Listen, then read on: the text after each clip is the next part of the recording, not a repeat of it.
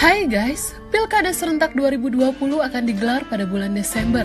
Banyaknya calon terkait politik dinasti jadi sorotan Pilkada kali ini. Namun, politik dinasti bukanlah fenomena baru.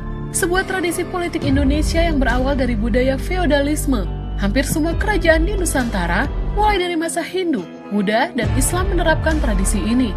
Masa Hindu-Buddha, raja adalah titisan dewa yang harus dipatuhi. Karena itu banyak raja pun merunut keturunannya agar diakui. Seperti Raja Dia Belitung yang menarik silsilahnya hingga Sanjaya, dan Erlangga yang menarik silsilahnya hingga Empu Sindok. Pada masa perkembangan Islam dikenal juga konsep Khalifatullah. Silsilah menjadi hal penting bagi penguasa. Ini tugas kita bersama untuk demokrasi, seperti kata Soekarno, salah satu yang paling penting adalah merevolusi kultur yang masih kolonial dan feodal.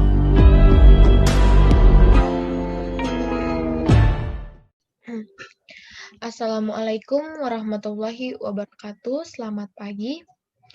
Baik, kami dari kelompok 1 pada pekan 13 ini akan memaparkan materi mengenai implementasi wawasan Nusantara sebagai satu kesatuan politik, di mana di sini kami akan membahas mengenai masalah dinasti politik. Sebelum melangkah lebih jauh, saya akan memperkenalkan anggota kelompok 1. Pertama ada Afika Nur Apiani, 2 Andi Mutmainah Yunus, ketiga ada Cutika Putri Al-Husna, yang keempat Nadila Melani Marten, dan yang kelima ada Nur Zafira Maulani. Pada pembahasan materi ini kami akan menjelaskan 4 isu pembahasan. Yang pertama, konsep dinasti politik. Di situ kita akan membahas mengenai pengertian dan faktor yang terjadinya dinasti politik. Kemudian yang kedua, ada realita dinasti politik dalam kehidupan bernegara.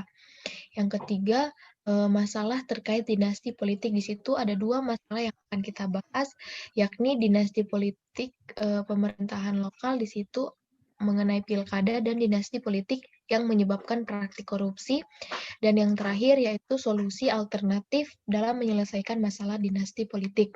Untuk mempersingkat waktu, kita langsung saja masuk ke sub materi pembahasan pertama, yakni konsep dinasti politik yang akan dibawakan oleh Nadila Marten. Kepada Nadila saya persilahkan.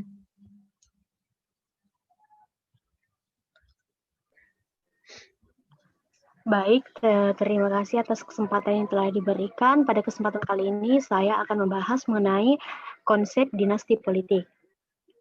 Dinasti politik dapat dipahami sebagai suatu strategi politik untuk tetap menjaga kekuasaan dengan cara mewariskan kekuasaan yang telah digenggam kepada orang lain yang masih merupakan kalangan dari sanak keluarga. Pada praktiknya, dinasti politik memonopoli kekuasaan dengan melakukan penyerahan kekuasaan politik di bawah garis keturunan.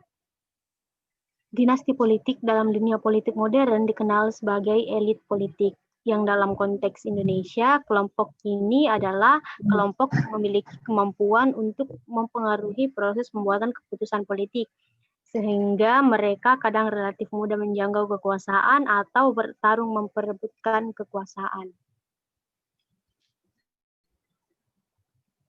Next.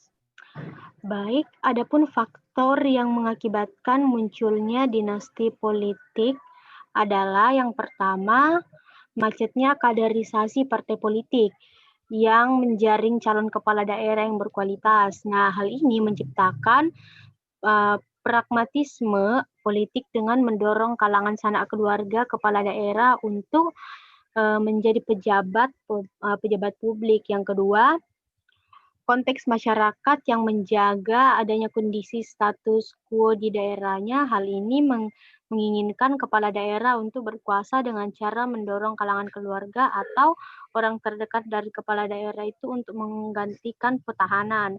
Yang ketiga, adanya kolaborasi antara penguasa dan pengusaha untuk menggabungkan kekuatan modal yang dengan kekuatan politisi. Dan yang terakhir, adanya pembagian tugas antara kekuasaan politik dengan kekuasaan modal, sehingga mengakibatkan terjadinya korupsi. Nah, dalam hal ini, jejaring keluarga telah menguasai berbagai proyek pembangunan daerah yang kemudian dibagi-bagikan kepada kroni-kroninya. Baik, saya kembalikan kepada moderator. Terima kasih kepada Nadila. Kemudian kita beralih ke submateri kedua, yakni realita dinasti politik dalam kehidupan bernegara, yang akan dibawakan oleh Cutristika. Kepada saudari, saya persilahkan. Baik, terima kasih atas kesempatannya. Kemudian kita lanjut pembahasannya mengenai realita dinasti politik dalam kehidupan bernegara. Pada praktiknya, dinasti politik memonopoli kekuasaan dengan melakukan penyerahan kekuasaan politik di bawah garis keturunan. Keberadaan dinasti politik dianggap menghambat pertumbuhan demokrasi di Indonesia. Fenomena dinasti politik yang telah menggejala di berbagai daerah dari berbagai tingkatan yang ada di Indonesia, di mana tertutupnya kesempatan masyarakat yang merupakan kader handal dan berkualitas. Oke, next. Sulitnya mewujudkan cita-cita demokrasi karena tidak terciptanya pemerintahan yang baik dan bersih, fungsi kontrol kekuasaan yang melemah dan tidak berjalan efektif sehingga kemungkinan terjadi penyimpangan di antara kekuasaan seperti korupsi, adanya kolusi, dan nepotisme yang sangat besar. Efek negatif dari dinasti politik ini yang paling sering kita dengar ialah nepotisme, di mana ada hubungan keluarga yang membuat orang-orang yang tidak kompeten memiliki kekuasaan. Di samping itu, cita-cita kenegaraan menjadi tidak terrealisasikan karena pemimpin atau pejabat tidak mempunyai kapabilitas dalam menjalankan tugasnya. Baik, terima kasih. Saya kembalikan kepada moderator. Sekarang kita masuk ke submateri ketiga mengenai masalah terkait dinasti politik yang akan dibawakan oleh Nur Zafira. Kepada Nur Zafira, saya persilahkan. Masalah yang pertama itu ada terbentuknya dinasti pemerintahan lokal dalam pilkada, di mana pilkada ini melahirkan kekuasaan dinasti. Dalam realitasnya, pelaksanaan pilkada tidak selalu berlangsung dengan fair. Nah, dinasti politik ini ternyata meningkatkan kekhawatiran bahwa ketidaksetaraan dalam distribusi kekuatan politik dapat mencerminkan ketidaksempurnaan dalam representasi demokrasi.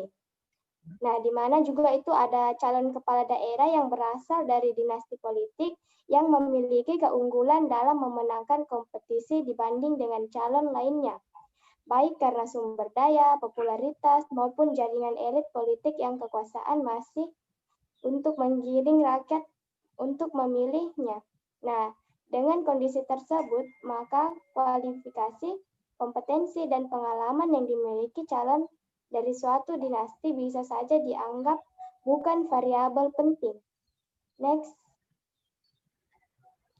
Yang kedua itu ada dinasti politik yang menyebabkan praktek korupsi, yang dimana kombinasi antara dorongan kebutuhan, adanya niat jahat, dan mentalitas korup ditengarai sebagai pemicu maraknya korupsi di daerah, di mana kondisi tersebut itu akan semakin mudah bermetamorfosis menjadi perilaku koruptif jika kesempatan terbuka lebar. Selanjutnya itu ada dinasti politik yang memerlukan biaya yang cukup besar dan banyak sumber daya untuk melenggakan kekuasaannya. Di bagian lain, dinasti politik juga berkuasa untuk menguasai akses sumber daya yang ada.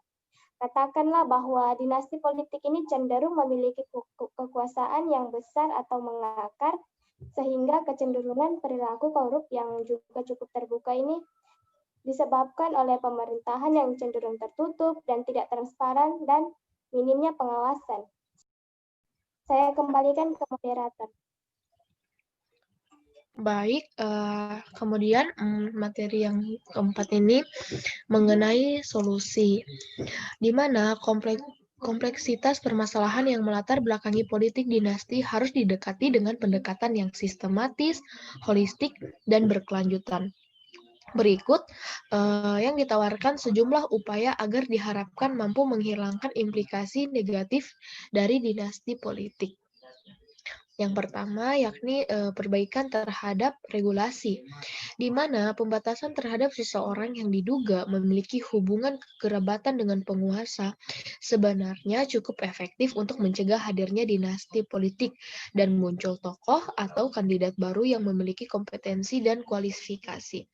Kemudian yang kedua yakni penegakan integritas penyelenggaraan pilkada atau KPU dan panitia pengawas dalam penyelenggaraan pilkada yang jujur, adil, dan transparan. Ketiga, ketiadaan regulasi yang membatasi politisi dari suatu dinasti untuk mengikuti kompetisi dalam pemilihan umum atau pilkada. Kemudian yang keempat yakni budaya politik masyarakat, di mana di situ akan dilakukan mengubah cara pandang masyarakat tentang pemimpin sebaliknya pada masyarakat yang berkultur tradisional dengan mengendalikan pola pikir masyarakat pragmatis dalam jangka panjang dan tidak menerima yang biasa dipenuhi oleh calon, contohnya dengan suap politik atau money politik. Dari pemaparan tadi, maka dapat ditarik kesimpulan bahwa kehadiran dinasti politik dalam konteks otonomi daerah dan demokrasi memang menimbulkan masalah kepemimpinan di aras lokal. Masalah utama adalah stagnasi kepemimpinan dan minimnya partisipasi publik karena semua dikuasai elit. Kerawanan praktik korupsi karena seluruh kerabat cenderung saling menjaga praktik tersebut. Secara garis besar, gejala yang timbul dalam proses demokratis lokal yakni proses reorganisasi kekuatan tradisional untuk berkuasa di daerah dalam arena demokrasi. Revitalisasi kekuatan politik tradisional tersebut tumbuh seiring dengan proses otonomi daerah, sehingga kelompok elit mendapatkan kesempatan untuk mengukuhkan pengaruhnya kembali. Hal itu juga diikuti oleh proses demokrasi yang mahal, di mana masyarakat memilih pasif dalam proses demokrasi dan lebih cenderung menghendaki status quo pemerintahan sekarang. Sementara itu, kepala daerah sekarang ini memiliki tren untuk mewariskan kekuasaannya kepada kerabat demi menjaga kekuasaan dan menutupi aib politik. Semua itu mengkondisikan bentuknya dinasti politik di ranah lokal. Sekian dari kelompok kami, kurang dan lebihnya kami mohon maaf. Wassalamualaikum warahmatullahi wabarakatuh.